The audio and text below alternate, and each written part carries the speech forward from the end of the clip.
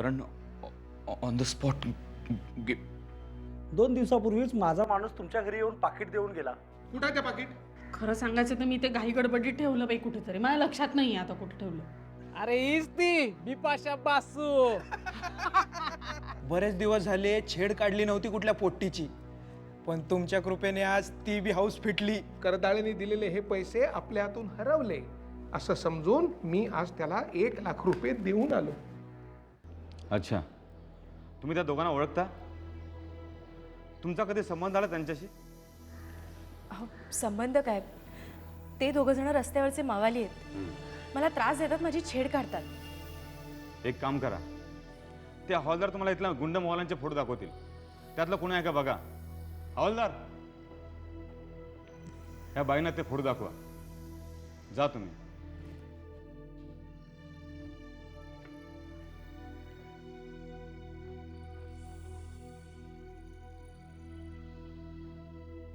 नमस्कार साहेब. नमस्कार हा बोला. साहेब, एक कंप्लेंट नोंदवायची होती. ते झालंच. तुम्ही काय त्या कुंडलीत दाखवला आले नाहीत? हा बोला, कोणाविरुद्ध करायची कंप्लेंट? एक बाई आहे साहेब, नवीनच एरियात आले. लय चंड बाई आहे साहेब. अच्छा, आता कसं सांगू तुम्हाला, आपल्याला सांगताना पण लय लाज वाटते. हो साहेब, ह्याच्या घरासमोर उभं राहून रोज ह्याला चावट चावट इशारे करते. डोळा काय मारते, शिट्ट्या काय मारते. अहो कधी रस्त्यात भेटली ना की अंगलट येण्याचा प्रयत्न करते मुद्दामून. तसे बाकी पण लय उद्योग आहेत साहेब तिचे. अहो रात्रभर घरात दिवा चालू असतो. काही लोक रोज ये जा करतात. आता कोण कशासाठी येतं हे काय आम्ही तुम्हाला वेगळं सांगायला नको साहेब. कलियुग आहे भाऊ, दुसरं काय नाही. बरं, तिचं काय नावगाव? नावगाव साहेब, तुम्ही जे फोटो दाखवले त्यात तर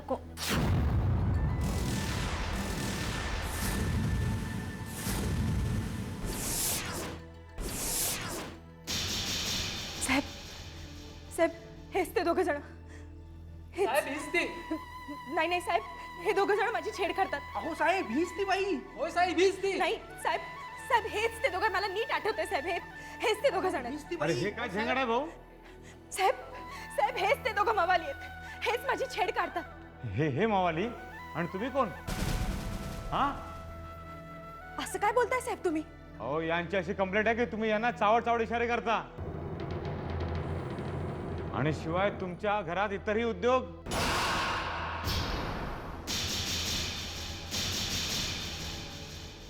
साहेब, मी आदर्श विद्यालयात शिक्षिका आहे. त्यानं काय होतंय, शेळीचं कातडं पांघरलं म्हणजे लांडग्याची जात बदलत नाही. हां. इन्स्पेक्टर साहेब, प्लीज माझं ऐका, मी खरं सांगते. तुम्ही खरं सांगतात, मग हे खोटं सांगतात कशावरून? हा, नेहमी बायकांचीच बाजू घेऊन बोलणारे वेगळे असतील, पण आम्ही त्यातले नाही. पण इन्स्पेक्टर साहेब, माझी बाजू खरी आहे. साहेब साहेब ही खोटं बोलते साहेब. साहेब हे दोघं खोटं बोलतायत. अहो साहेब हिचं ऐकू नका साहेब. अहो मी एक शिक्षिका आहे, मी असं अहो कसं साहेब करेन? तुम्ही हिचं ऐकू नका अहो, साहेब. हे दोघं- अरे काय विधानसभा आहे, कोणी कोणाबद्दल कसंही बोलायला? हा, हे बघा, माझ्या पोलीस ठाण्यात हा पकडा नकोय. बाई, तुमची कंप्लेंट नोंदवली आहे, जा तुम्ही. आम्ही लक्षात ठेवू, वाटलं तर ऍक्शन घेऊ. आणि हो भाऊ, आम्ही यांची सुद्धा चौकशी करू, आणि वाटलं ना तर यांच्यावर बी ऍक्शन घेऊ. उपकार झाले साहेब. अहो तुमच्यासारखे अधिकारी आहेत म्हणून तर आमच्यासारख्या सभ्य नागरिकांना या शहरात जगणं शक्य झालं साहेब. येतो साहेब आम्ही. साहेब, साहेब, साहेब यांनी आता सुद्धा मला. काय काय हा काय त्यांनी काय? हो बोला ना. साहेब त्यांनी आता मला आता हो त्यांनी काय आता काय सांगा. नाही, काय नाही.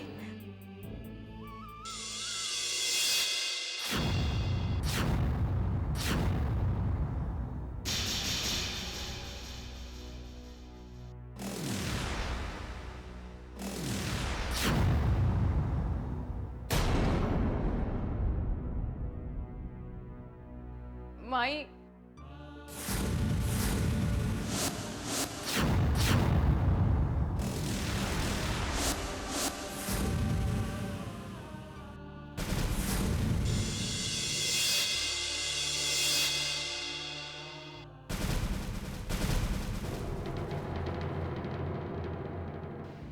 संयोगिता आत्ता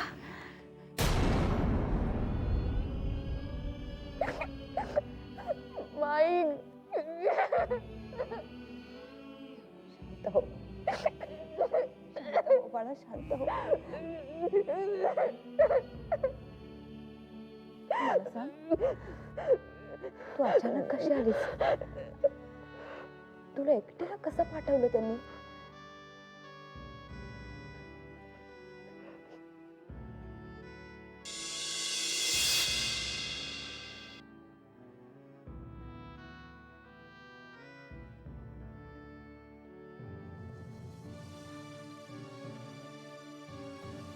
मला पाठवलं नाही.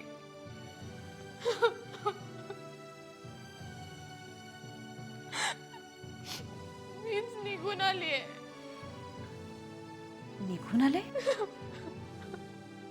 म्हणजे म्हणजे मला तिथे परत नाही जायचंय माई. असं नाही बोलायचं बाळा. ते तुझंच घर आहे ना. होत माई, ते माझंच घर होतं ग. कारण माझा करण तिथे होता. पण करण गेल्यावर माझं तिथे काहीच उरलं नाहीये. बरं बरं, आपण बघूया काय करायचं ते. काही बघा बिघायचं नाहीये माई. त्या घरातली माणसं मला आपलं मानायलाच तयार नाहीयेत. मी कशाला राहू तिथे? सांग ना मला, मी कशाला राहू?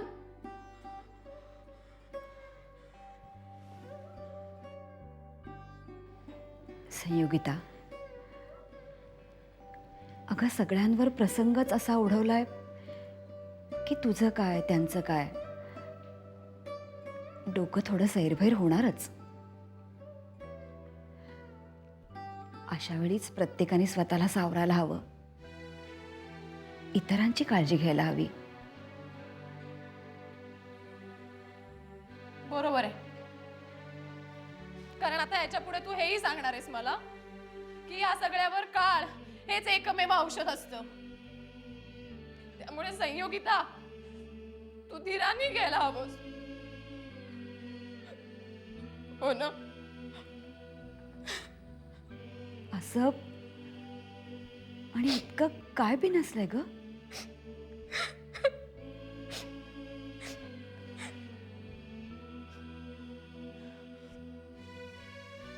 माझ्या सासू सासऱ्यांना वाटतंय की करणच्या मृत्यूला मी कारणीभूत आहे.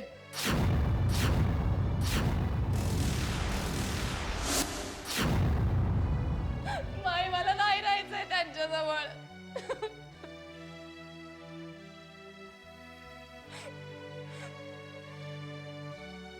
माझं करणवर खूप प्रेम होतं ग. माई, मी कसं या व्हायचं?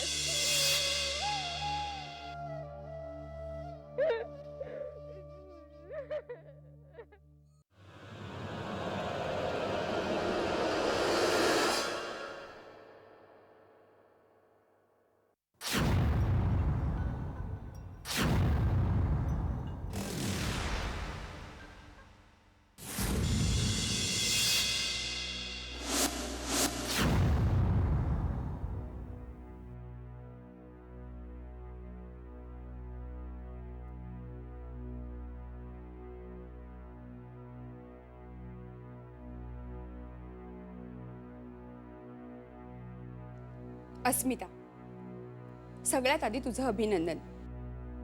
तुला जे हवं होतं ते मिळालं. फार कमी भाग्यवान लोकांच्या बाबतीत असं घडतं. एवढं सगळं झाल्यावर तुला वेगळं हॉस्टेलवर राहायची काय गरज आहे? जसा माझा नवरा आता तुझा झालाय तसंच माझं घरही तुझंच, नाही का? मग मी तर म्हणेन की तू ताबडतोब हॉस्टेल सोड आणि घरी जा. अगं, प्रेम करायला आयुष्य कमी पडतं असं लोक म्हणतात. मग त्यात तू हा दुरावा कशासाठी ठेवतेस?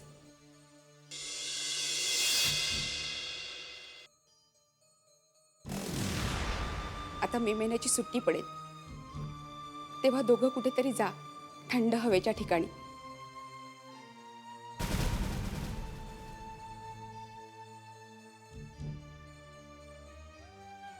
जगाची अजिबात काळजी करू नका. म्हणा तुम्ही ती कधीच केली नाही.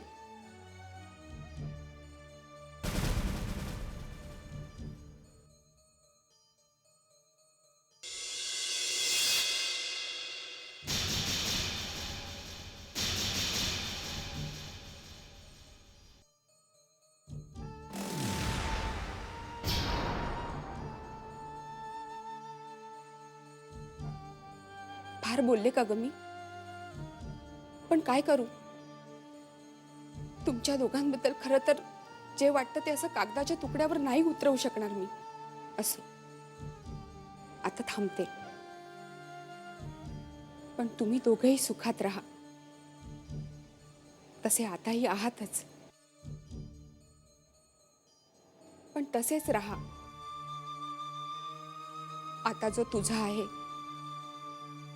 त्याची कुणी एकेकाळी असलेली स्वाती.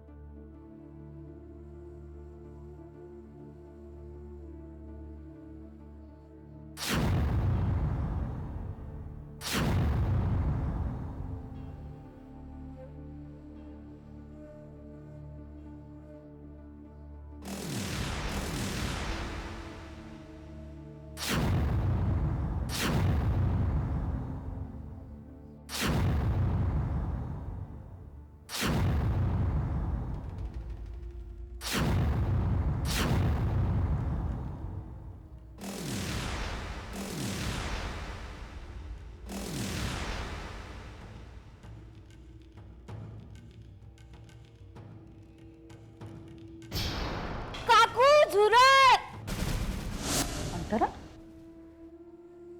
पहिला काय झालं आणखी?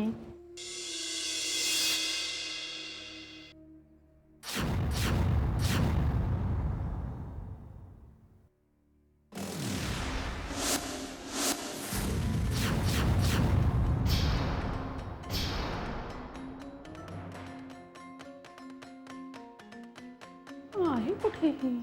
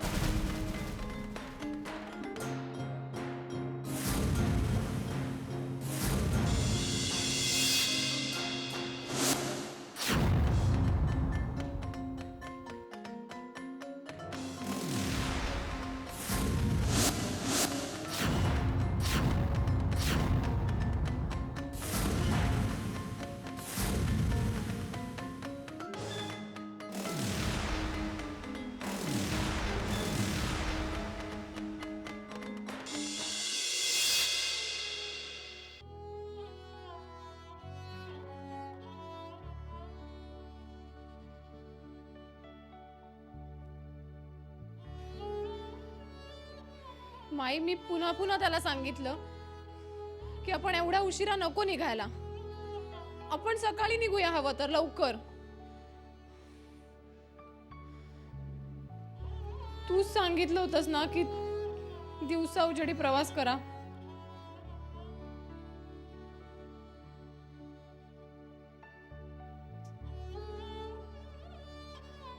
माई मी मी खूप समजवण्याचा प्रयत्न केला त्याला.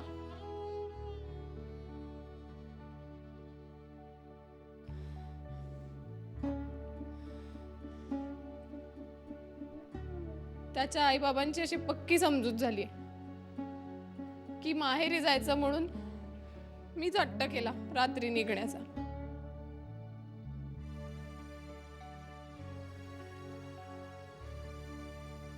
अगं त्यांचा काहीतरी गैरसमज झाला असेल. नाही माई, त्यांची अशी पक्की समजूत झालीये की की माझ्यामुळेच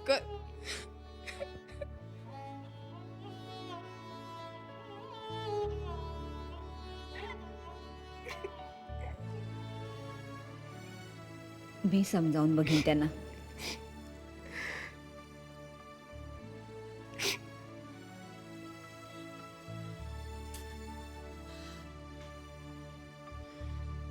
आई त्यांची ठाम समजूत आहे की माझ्यामुळेच हे सगळं झालंय.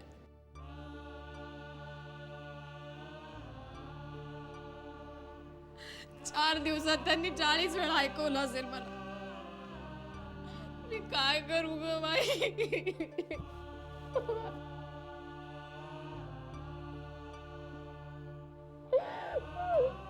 बाई खरंच नाही गेलं मी काही.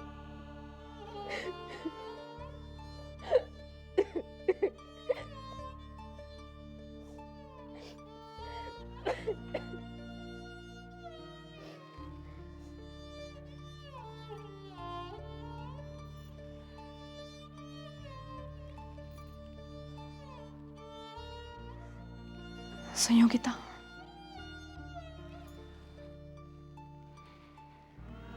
हे बघ, तुझ्या सासू सासऱ्यांना आपण कसं समजवायचं हे नंतर बघता येईल, पण त्याही आधी तू स्वतःचं दुःख आवरून त्यांना आधार द्यायला हवास, हो ना? दुःख आवरू? नवरा गेलाय ग माझा. पण त्यांचा मुलगा गेलाय, हो ना? आणि करता सवरता मुलगा जाणं ही कल्पनेपलीकडची गोष्ट असते संयोगिता. आता तुला करणची जागा घेऊन त्यांचा मुलगा बनायला हवं. तुझ्या इतका समंजसपणा त्यांनी दाखवायला हवा. दाखवतील माई, आज न उद्या नक्की दाखवतील. तू 2 पावलं पुढे आलीस ना की तेही येतील आपणहून.